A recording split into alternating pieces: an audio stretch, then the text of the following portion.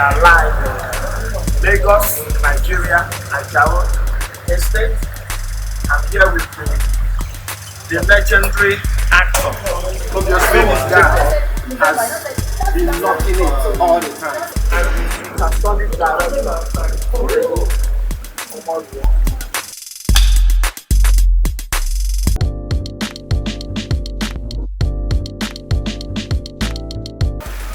So, the first award is going to Best Actor 2020 UK Hollywood Producers Guild UK Hollywood Film Festival. And that goes to our very own FEMI JACOBS. Congratulations. The next award, which is for Best Director. Best Director. By the way, we also won the Best Film for On My Business.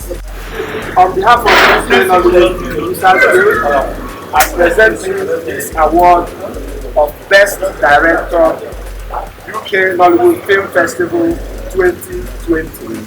Congratulations.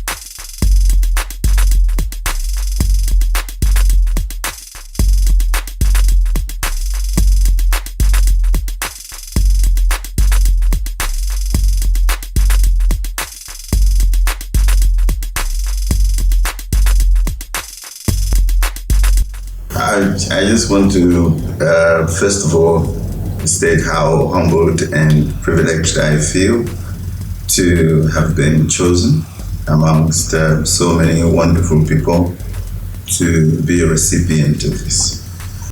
I want to acknowledge the double honor it was to have Mr. Benson come all the way from the UK. We're living in interesting times, and to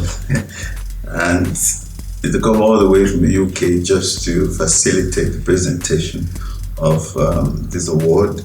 And I want to thank everyone who didn't charge a dime and without any sense of reward for themselves decided to come together to create a platform for encouraging excellence.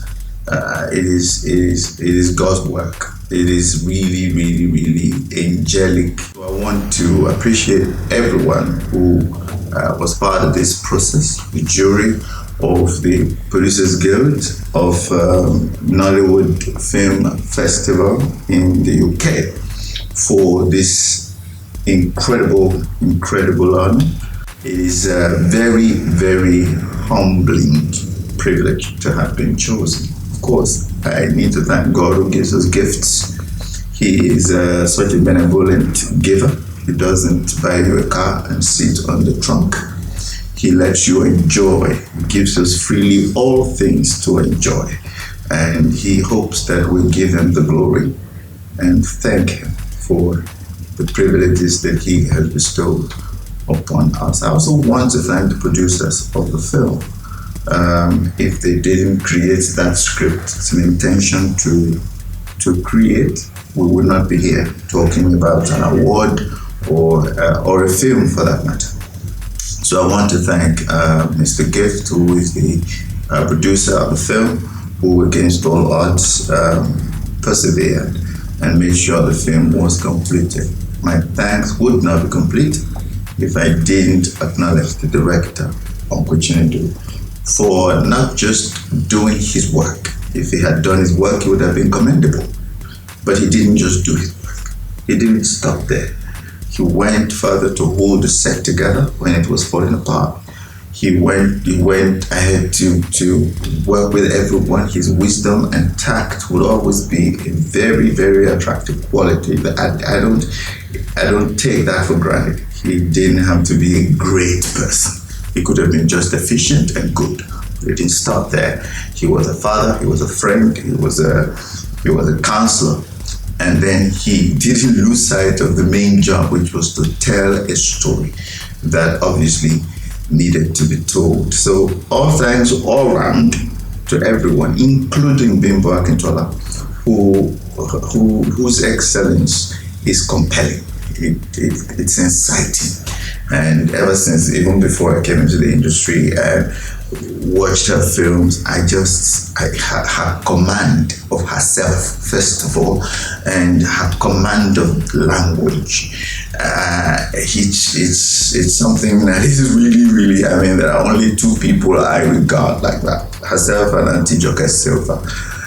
These are people who, though they draw payments from doing what they do, but they do an extra work of doing it so brilliantly and so artistically well and so committedly well that others don't even think about the money, but they think about the craft. They think about belonging to that company of excellent people who are just amazing.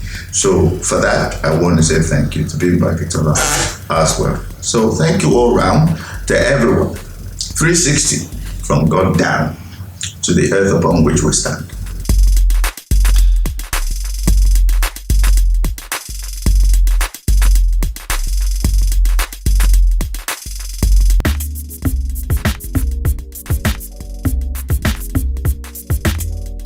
I'm always really very intrigued by Jesus coming to fulfill the most complex destiny any human being could have. And he subjected all of the truth that he came to portray to the service of parables. How parables are gifts that keep on giving.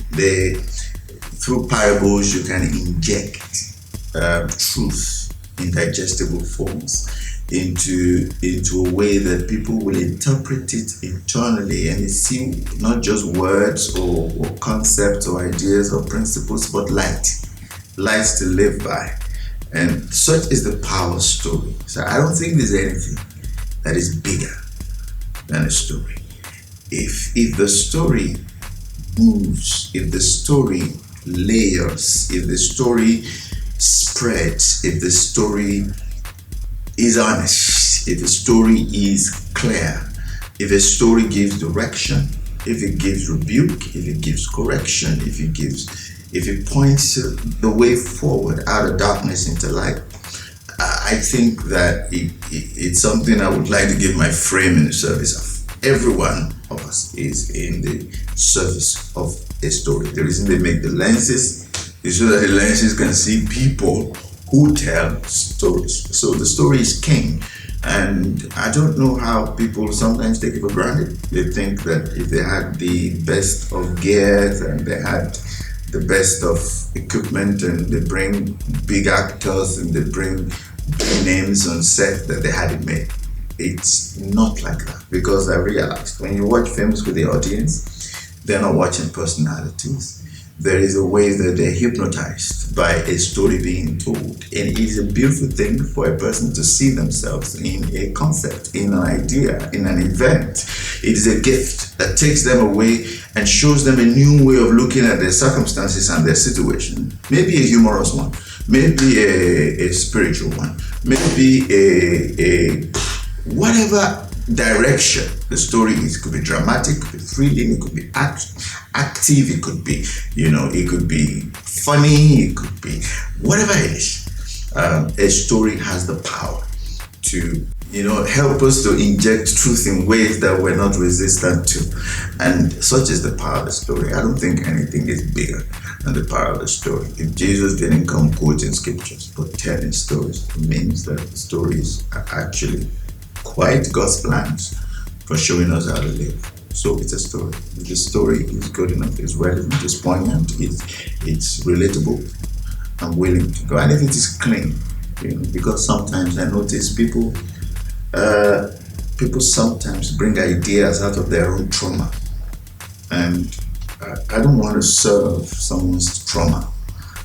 There are people who try to impose things, overplay things, stretch things, because that is who they are in their darkness. I don't think I want to do that. So when I look at a story, and the story is winning, not the writer is winning, the story is winning.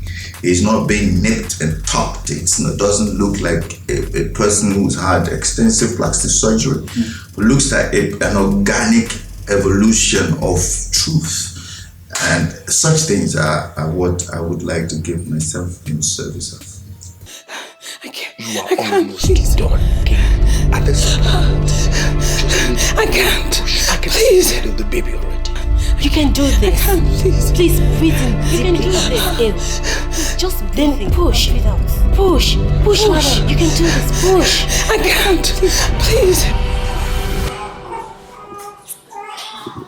Oh, congratulations, Mr. Chibuke.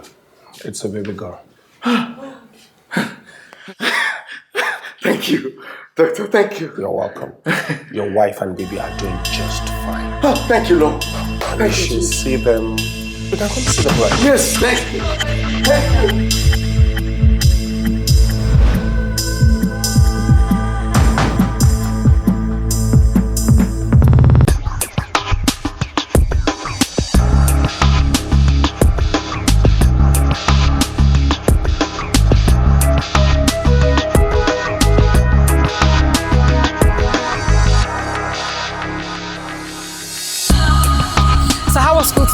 Hi Mom, I got 10 of 10 in my education today. That's great, I told you. The more you practice, the better you get it.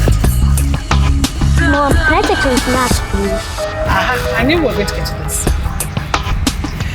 Okay, I'll have to dash in and dash out, because traffic is already building in Lekki. Okay, Mom, you're the best. Faith, when it's being read on the pages of the Bible, can sort of look very straightforward, but living it is chaotic. It's not an easy life, it's just a victorious one. And no matter how much faith we have, we're still going to suffer the corruption that is in the world. It's a fallen planet. The blood is flowing over it, it's flowing in people, but it is still a fallen planet. And faith, people tell us, oh, marry someone who believes the same thing that you do, which is great. It is fantastic. It is just that. So what happens when the faith of one of them breaks down and they lose their compass in life? If the emphasis was just to marry someone who believes as much as you do, well, I think that would be the end of that principle, and which is why I appreciated On My Knees. On My Knees is not a triumphant story. There's no triumphalism in it. It is just a life lived, a stormy life lived but steadied in the storms of it by the anchor of faith, which is the hope is solid, but faith is more practical and it keeps the ship afloat. And if we can have one of the partners holding on to light, holding on to faith and good conscience, and being committed to working towards the answer, which is the promise God gives, not towards the convenience of emotionalism or where the direction of the wind goes, because then there is no faith anymore. It is just pragmatism, But to believe that there is truth to be lived, there is a promise to be realized, that no matter how strong the wind may be, if we can just hold it together, we will get to the end where God says we will get to. That is the power of On My Knees for me.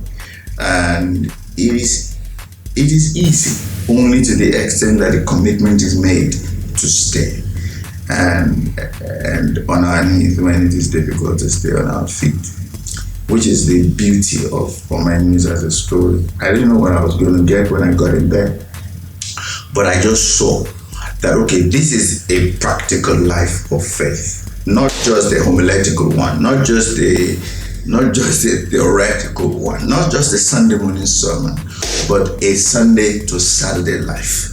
So that's the power of that film, and I'm so glad it was in the hands of the right people, especially the director, and which is why I went for it in the first place. How could you lock Jadida up in the house and go out our only child. That's the only one we got. How could you? I went to get salt. Salt? You locked her up. You could have killed her. Olivia, she could have died in the house. I'm sorry. Sorry won't do it. Olivia, sorry is not enough. You have to get a grip. I can't do this anymore. God knows I've tried. Because you are not the only one who is suffering. You're not the only one who lost a child. I lost a child too. And I'm trying to keep it together. I'm trying every day to keep it together. I'm so glad that our character in All My Neighbors had a bit of empathy even when he was suffering as well. Well, as a Christian, I don't know what culture says, but the man is the head of the home. He is the head. If you can hold it together as the head, even when the body is going crazy, if you can hold it steady and try to preserve the truth about the elements of your home at that time, at that moment, if you are present enough to put things where they ought to be, because a child is not supposed to be in the scene of a trauma. A child doesn't have enough frame of references. A child doesn't have enough experience in life. A child just trusts fully that these, my parents, are going to help me to live a good life. You don't fall apart in front of your children. You're not supposed to. And when you notice there's a situation evolving that is going to be, that you don't know, you can't predict how it's going to end, your first thing is to protect the most delicate thing, which is the life that is just developing, that God has trusted you to preserve and to hold. You don't confuse them. You don't give them things that are too much for them, that causes their own heart to shut down because their brain cannot handle it. And you're hurting someone. Hold on, I will call you back, sir. Baby, what is it? Mommy is crying. She doesn't want to talk to me anymore. What happened? I don't know. Okay, baby, let's go.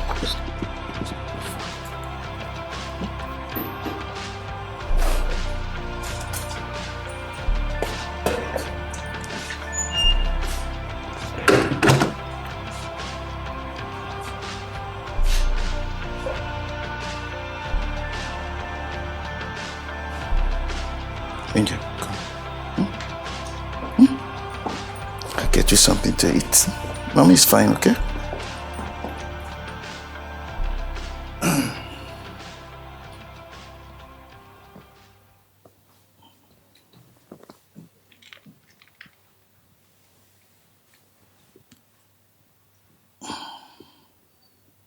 Okay.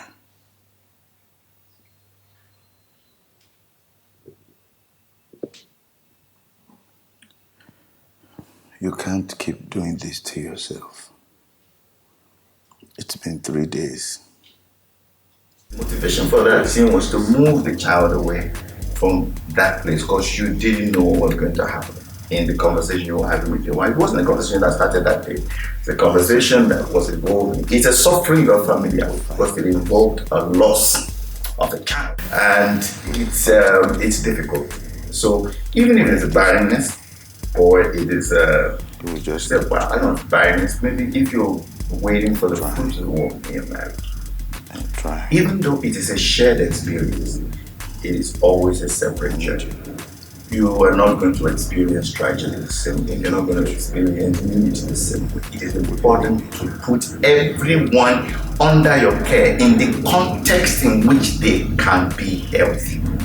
And that is to take the child away from there, to try and convince the wife to stay in therapy. It was the only light available.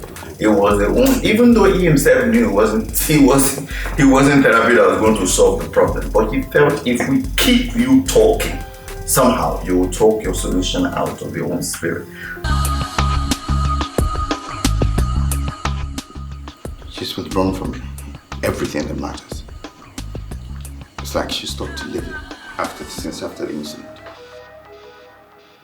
And she doesn't seem to care. Or to watch how our actions and inactions are affecting us. I mean, myself and our daughter. I know he blames me for everything. I think it's in the way he looks at me. For the love of God, Olivia, how do I look at you? I've been there for you. I've been there for you through it all. I've been supportive even through your crisis, and you know it. I wish you just forget about it. How could you? She was your baby too. I was pain too, but someone has to be strong. I couldn't let it take over my life. I couldn't let it control me. Weeping may endure for a night, but joy cometh in the morning. I had to hand it over to God. Well, I can't hand it over. How do I hand over 9 months of pregnancy? How?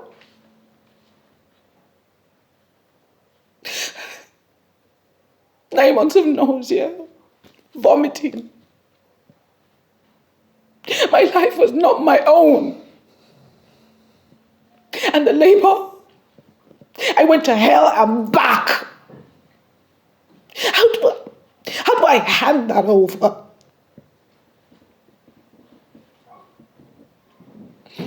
She turned your back on church activities, on our friends.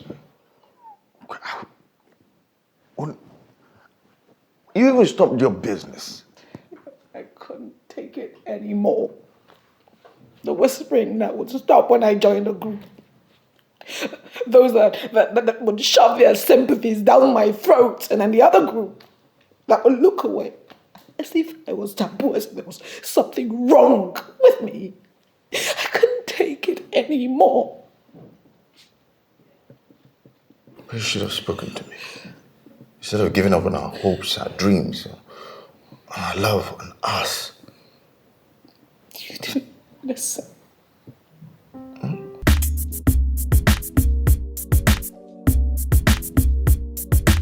Well, all thanks to God. He gives us wisdom in the sense that there's a prophet he sent out to a people in the Bible, and the prophet went to the place and sat down for 3 years in the midst of the people. He didn't say a word. Many people believe that their power is in speaking, is in talking. The power is not in talking. The power is in listening and yielding. If you need to swim, you get into the river. You don't know. Your skill depends on your ability to read the waters, to read the waves, because the waves of 5 minutes ago is not the waves of this minute. It is usually changing. But you keep your anchor on the conclusion you're trying to go, or you stay flexible about the direction. And because you understand that you could go that way and this way. When I was in flying school, they would tell us that to compensate for the wind. If you get in the air, you can fix your flight plan from A to B, but it is never that simple. You have to get up there, read the wind, and then compensate. If you're going this way, to get here, you probably need to go like this. And when you go like this, because you already know where the wind, what the strength of the wind is, you know, if I travel 30 minutes in this direction, the wind is blowing me this way, and I would eventually end up here. The problem with life, where friction happens, is that people have a fixed mindset about where they want to go. That's commendable. But they have a fixed mindset about how they want to get there. And that is where the trouble is. The inflexibility that we have sometimes we call it principle. It is not principle. It is just a controlling issue. You're not willing to let the tide carry you because you're scared that the tide will carry you away to where you don't want to go. But the beauty of faith, is that you know that you have a God who controls all of the elements, including the director, the producers, the actors, those who are drunk, those who are on drugs, those who are proud, those who are haughty, those who are arrogant, those who are rich, those who are poor, those who are troubled, those who are peaceful. We're all winds and storms, but there is a pilot up there, which is the power of faith. And you know that wherever he lets that thing land is precisely where it's supposed to be. And that trust, that ability to yield to the waves and the current of the set because it usually doesn't work as it is written. I just thought about faith, how it is straightforward in scripture, but in real life, it is not like that. So the ability to wait and to ride the waves, not to be afraid of it, but to ride the waves, keeping the destination in mind. Every time they ask me to go right, I will tell them, sir, but you know that we're supposed to go there. You remember? Yeah, I know. Oh, let's go. As long as I know that you know where we're going, I'm willing to get into your car to drive me anywhere you want us to, anyhow you want us to get there. And I think that presence of mind is what people interpret as talent, as greatness. The presence of mind to soak everything in, to take it and to ride with it and to do whatever it needs to be done. I mean, Jesus didn't know he was going to multiply 5 loaves and 2 fishes. He didn't know how many loaves were there. He didn't know how many fishes were there. He didn't even know he was going to speak for that long to the point that people were going to need fish and bread and whatever. But because he rolled the storm, the wind, when the time came, everything he needed was where the need was. That presence of mind is usually what I'm learning. Because sometimes I get rebellious as well. I get haughty. I get nervous. I get restless. But somehow, in the process, someone is there to knock me and say, Femi, don't worry, let's just trust me and let's do it. And when you meet a director that is not rigid, because I also don't want a director that listens to me all the time. I mean, what's the value there? But you also want a director that listens, because as you are listening, your power is in listening. His own power, her own power is also in listening. So if you have a listening director and you're a listening actor, I don't care how difficult that set is. You may not be able to tell the story you want to tell, but you're going to tell a story that needs to be told. That is precisely what happens.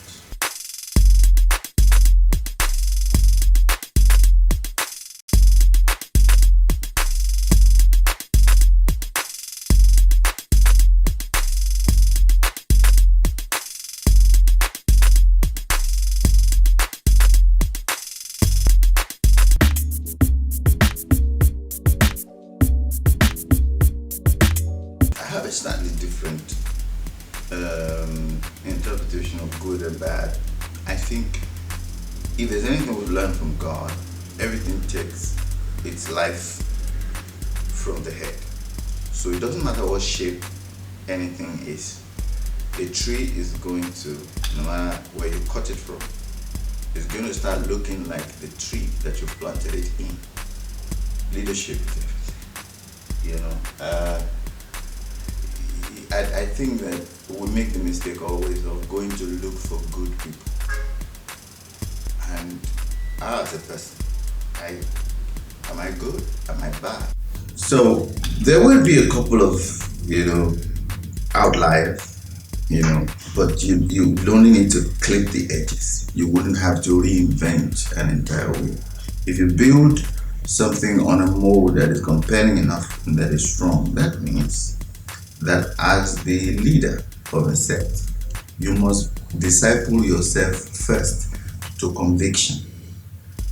You must be convinced. See, people don't look at an advice or an instruction as a bad or a good one. They perceive instructions as a serious, thoughtful, or an unserious, thoughtless one. And there is something in us as human beings that make us susceptible and permeable to good leadership. And it doesn't matter who we are. We could be goats in our individual places. People who come from Okoko Michael, some people come from VI, some people come from Lekki, some people come from Surulere. Different characters, different ways of looking at life. But we all come susceptible to being permeated by something that is good. If it is good, it will sustain us. And we will have a couple of people who will stand out of the mood, but then even they would by themselves know that I'm the odd one out here. And it won't be difficult to make a decision to either replace them or disciple them or spend more time to convince them to line up to principles that we already ourselves have lined up behind. And if you're convinced about something bigger than you, you come to set not with yourself, but with an idea, which is the reason why we're creating in the first place. If we wanted to be by ourselves, we would be in our living rooms. We're kings there. Some of us even have favorite chairs that we sit on. Daddy's chair, mommy's chair. But when we leave our home, we're living for a higher principle, a compelling situation, an idea, a vision. And if that vision we're convinced about it already, first of all, it is easy for people to line up behind us and follow us. I look for conviction. Do you really? I don't know who call this. I want to make a film. You ask them, what do you want to do with this film? I don't know.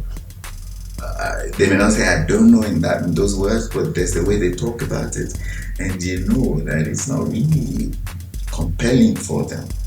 That is a set that is headed in disaster. It doesn't matter what goodness the people who are on set will be. When there's no leadership, there's no direction. Without vision, people cast off restraint. People say, I want to be disciplined. If your discipline is not in vacuum, look, you'll be surprised. If I threw you in a place, I didn't give you a purpose, I didn't give you a plan, I didn't give you a vision. You may be a bishop where you are, you will be corrupt before the evening comes. If discipline is when you are not looking at yourself for so long, when you're looking at something, it keeps you focused and it keeps you anchored. And that's what people sign up for. So the vision must be important. That's why I always talk about the story. See, if you give someone a story, no matter what madness is inside them, if the story is compelling, they want to help you tell it. And their craze will return when the story is finished.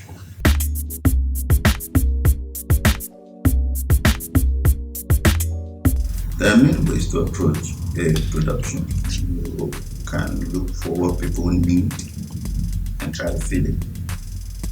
Or you can decide to, if you believe you have something that is thunderous enough, that no matter who people are, they will notice and they will blend. That's another way. Small risky, small risks there. And there is temptation for selfishness for you there. Although there's also temptation for flippancy in the first one, when you just make what people want. You don't give people what people, you don't give people what people want all the time. It doesn't work as a principle. But in distribution, your power is in negotiation, is in what kind of power your story will have with the audience. Because both of you are sitting in a room, both the distributor and the filmmaker. You are in a room discussing people that are not in the room.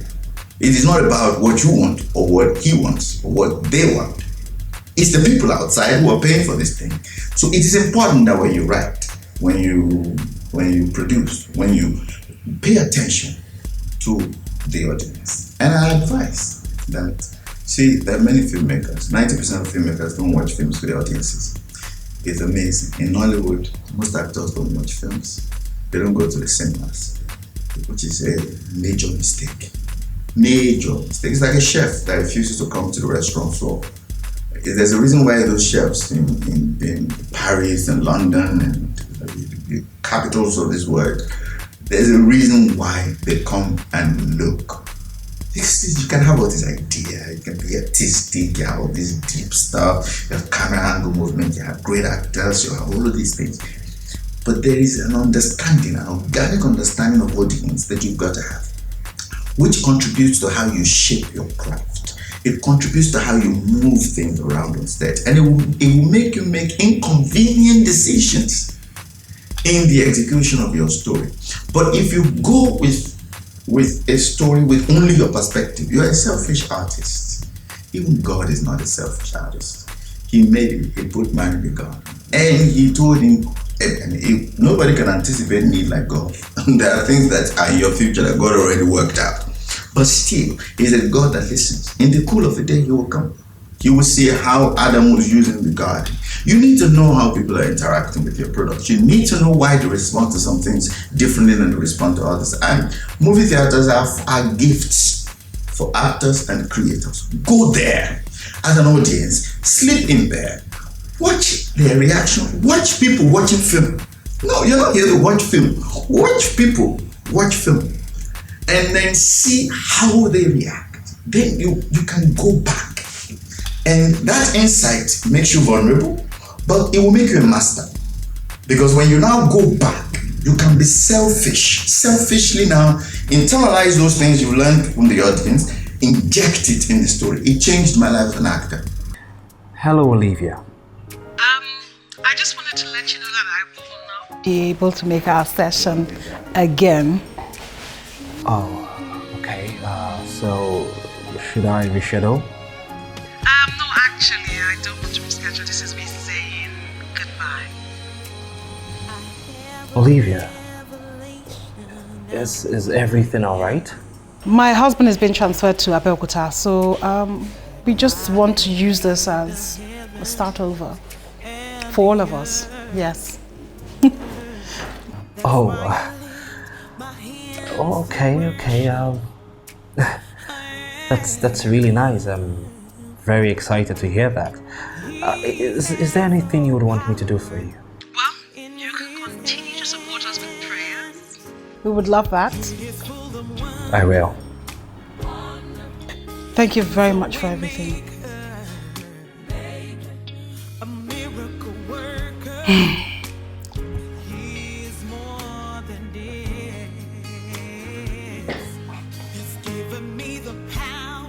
Olive,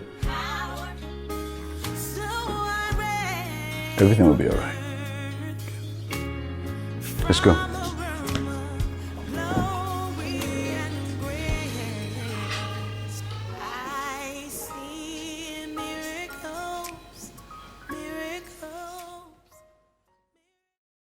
Thank you for all the feedbacks, for the comments, for the criticisms. It only makes it better. I used to be angry that, I was a banker before I became an actor. I saw incompetence in bank. And my father was in bank in 2007, 8, 9, 10, when the banking industry in Nigeria was still very infantile. And I was shocked when I was criticized as an actor. I'm like, have you seen how people make photocopies in your office? You people do it well. But I didn't realize the privilege that you give us. The privilege to sit down and watch us. If you go to the bank to do a transaction, you only get 5-10 minutes, you're out of there. Whether it was good or bad, it didn't matter. When I came into Nollywood and I went into a cinema hall and I watched a film that I thought was going to blow me away, I experienced a heartbreak that I couldn't explain. And it taught me. When I look at all the journey of Nollywood, it taught me that we probably have been breaking your heart for so long. And we didn't. And we were entitled to it. Responded to criticism. But I realized that when you have high hopes for people and you go there and they break your heart like that, it's a disappointment that is befuddling, even to you, the disappointed. So I'm sorry that some of my colleagues and even me sometimes have been, being contrary and we've been recalcitrant in the way we've been obnoxious in the way we responded to your criticism. I know it takes a lot to go into the bathroom, have a bath, pick up a club, take your car, drive all the way to the cinema just to see a film. You could sit in your house and watch something on your phone, but you decide to go there and watch. And I'm appreciating that now. So if you're out there and you've seen something I said or something I did that broke your heart, I want you to know that I'm a human being like you, and I'm trying my best to change. And some of my colleagues out there as well, they have their own troubles and traumas and pains and issues. But I just want to say thank you that you're still here with us, that you're still in the trenches, that you're still cheering us on. Because I've seen that you don't hate us, because when we do so well, you applaud us. And for that, I'm grateful. And I say that God will give you the same opportunity, the same elasticity, the same mercy that you've shown us, and even much more. Thank you so much for watching our films. I want you to go see Eagle Wings, go see La Femme and Jola, go see Under the Carpet, the free cinema films I'm on right now that are in the cinema. And I don't mind. Tell me how you feel about it. I will take your lesson, I will learn, and I will grow. Thank you for following on Instagram, on Facebook, on Twitter. And I tweet a lot of Jesus stuff. Some of you are not even, Christians, but you endure it. Sometimes you even retweet it. I'm grateful for this all-consuming support. I don't deserve it. Thank you. And God will give you support in everything that you do. In Jesus' name.